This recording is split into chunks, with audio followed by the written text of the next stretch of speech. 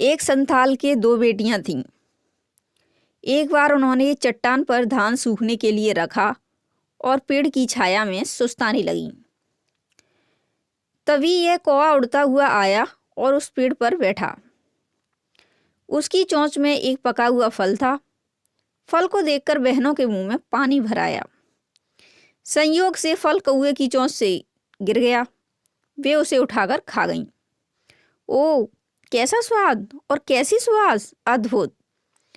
उन्होंने कौवे से पूछा कि ऐसा फल उसे कहाँ मिला।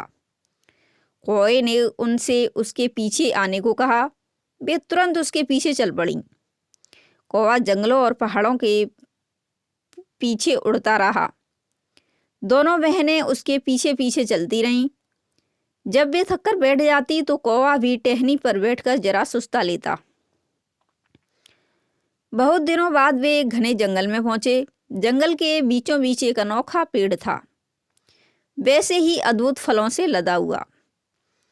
जहां तक उनके हाथ पहुंचते थे, दोनों बहनों ने सारे फल तोड़ लिए और खा गईं। फिर बड़ी बहन को प्यास लगी। उसने छोटी बहन से कहा कि वह पहाड़ी झरने से दोने में पानी लेकर आए। छोटी बहन पानी लेने गई, बड़ी बहन उसका इंतजार करने लगी। तभी एक चीता आया और बड़ी बहन को खा गया।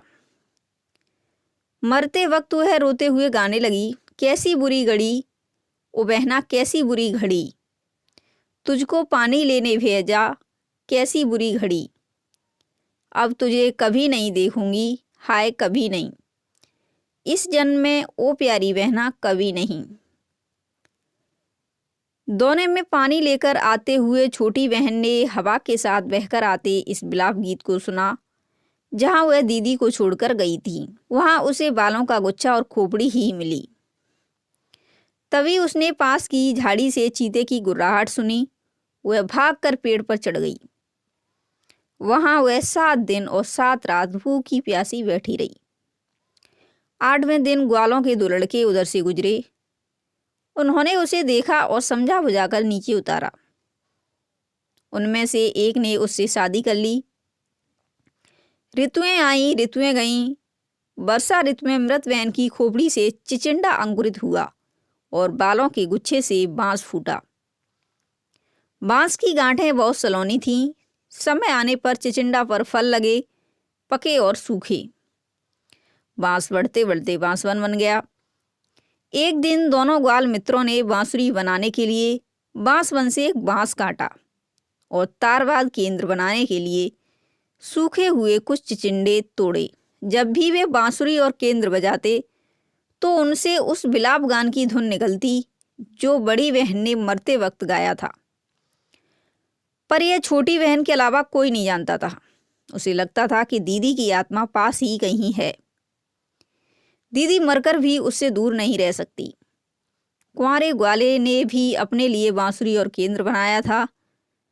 कुछ दिन बाद उसे यह देखकर आश्चर्य हुआ कि वह बाहर होता है तो कोई उसकी झोपड़ी की सफाई कर जाता है और चीज वस्त्र झाड़ पहुंचकर यथास्थान रख देता है।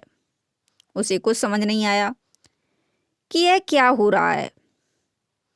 अपने ग्वाल मित्र और उसकी पत्नी को उसने सारी बात बताई।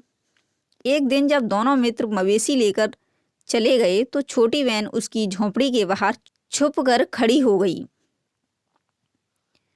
कुछ देर बाद उसने जो देखा उससे उसके अचरज का पार न रहा।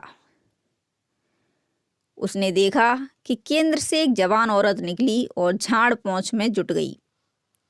यह कोई और नहीं, मरकर लौट आई उसकी दीदी थी। वह भागकर झोंपड़ी में गई, उसे गले लगाया और चिल्लाई, फिर कभी मुझे छोड़कर मत जाना। शाम को ग्वाल मित्र घर लौटे। बहनों का मिलन देखकर उन्हें बहुत खुशी हुई।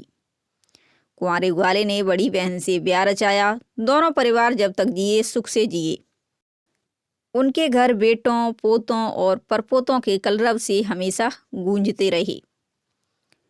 किसी भी प्रकार के कंटेंट लेखन के लिए आप हमारे इस नंबर पर संपर्क कर सकते हैं।